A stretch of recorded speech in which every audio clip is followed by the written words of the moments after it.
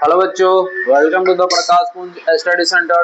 ठीक है, हम लोग इसके पहले जो चैप्टर 1 में पढ़े थे उसी से रिलेटेड हमारा चैप्टर 2 है, जिसमें कि हमारा लेंस है, प्रिज्म किसे कहते हैं, इस सभी के बारे में हम लोग पढ़ेंगे। जो कि हमारा ये पहला जो लेसन हमारा टॉपिक है प्रिज्म है, इससे रिलेटेड बहुत बार ऐसे ऑब्जेक्टिव भी क्वेश्चन पूछे जाते हैं कि प्रिज्म कितने सतहों से घिर कर बना होता है। ठीक है, देखिए हम लोग समय को बिना गवाए हुए टॉपिक के अनुसार से चलते हैं। जो कि हमारा पहला है प्रिज्म किसे कहते हैं, है ना। तो बता रहा है कि किसी कोण पर झुके दो समतल पृष्ठों के बीच, समतल यानी क्या होता है, बराबर, है ना। जो हमारा बराबर जो सतह है उसे हम लोग समतल कहते हैं। ठीक है, यानी कि किसी कोण पर झुके दो समतल पृष्ठों के बीच घिरे किसी पारदर्शक माध्यम को हम लोग क्या कहते हैं, प्रिज्म कहते हैं, है ना। यानी कि किसी कोण पर झुके, मान लीजिए कि कोण बनेगा तो दोनों के मिलने से ही ना कोण बनेगा। तो किसी कोण पर झुके दो समतल पृष्ठों के बीच, है ना, घिरे किसी पारदर्शक माध्यम को ही प्रिज्म कहते हैं। और नहीं तो हम लोग ऐसे ही बोल सकते हैं कि कांच के 5 पारदर्शी सतहों से घिरे हुए माध्यम को ही हम लोग क्या कहते हैं, प्रिज्म कहते हैं। ऐसे भी बता सकते हैं, है ना। और यहाँ पे नोट में एक तो बात बताया जो कि ऑब्जेक्टिव में क्वेश्चन ये पूछता है, प्रिज्म 5 सतहों से घिरे रहता है ना। जैसे कि क्वेश्चन कर देता है कि प्रिज्म कितने सतहों से घिरे रहता है ना। तो इसमें हमारा आंसर क्या हो जाएगा, 5 सतहों से घिरे हुआ रहता है।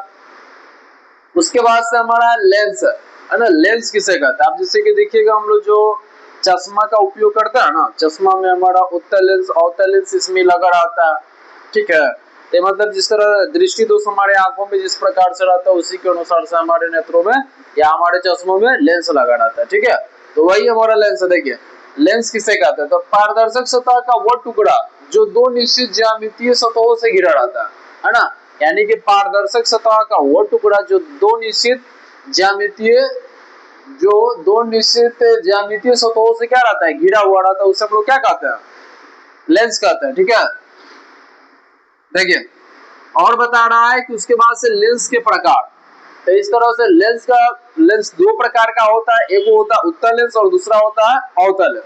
ठीक है, तो देखिए यहाँ पे उत्तल लेंस किसे कहते हैं, बता रहा है कि उत्तल लेंस में किनारे की अपेक्षा मध्य का भाग अधिक मोटा होता है ना।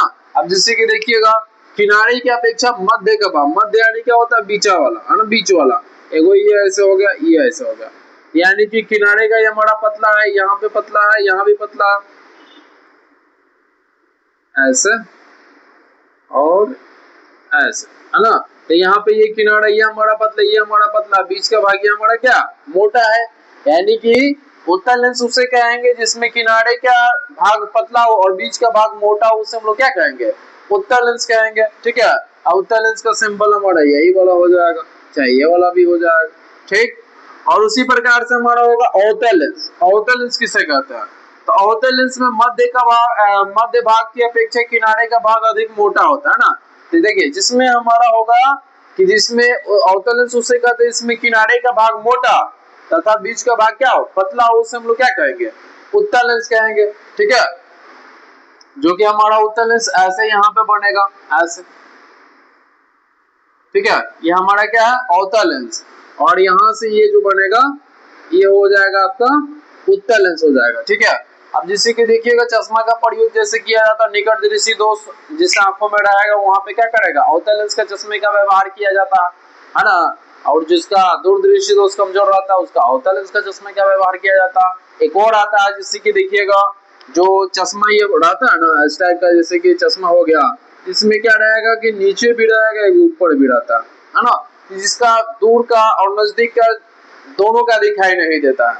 ठीक है, यानी कि उसको जरा दृष्टि दोष हम लोग कहते हैं। तो इसमें हमारा क्या होता है, बाइफोकल लेंस के चश्मे का व्यवहार किया जाता है। इसके बारे में लेंस के चश्मे का व्यवहार के बारे में हम लोग नेक्स्ट चैप्टर में जानेंगे, जो कि हमारा चैप्टर 3 है।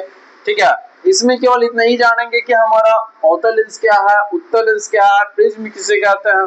ठीक है, और इसमें भी हम लोग जानेंगे प्रतिबिंब किसे कहते हैं, वास्तविक, काल्पनिक, यही सभी के बारे में जानेंगे। यानी कि जैसा हम लोग एक चैप्टर के बारे में जाने थे ना प्रकाश के परावर्तन में, वैसे इसमें भी जानना है। ठीक है, तो इस वीडियो को देखते रहिएगा, स्किप करके मत देखिएगा। मतलब जो भी है अच्छा लगे लाइक कीजिएगा, शेयर कीजिए, एक दूसरे के पास भेजिएगा ताकि वो भी सही से इसे पढ़ सके, समझ सके, है ना।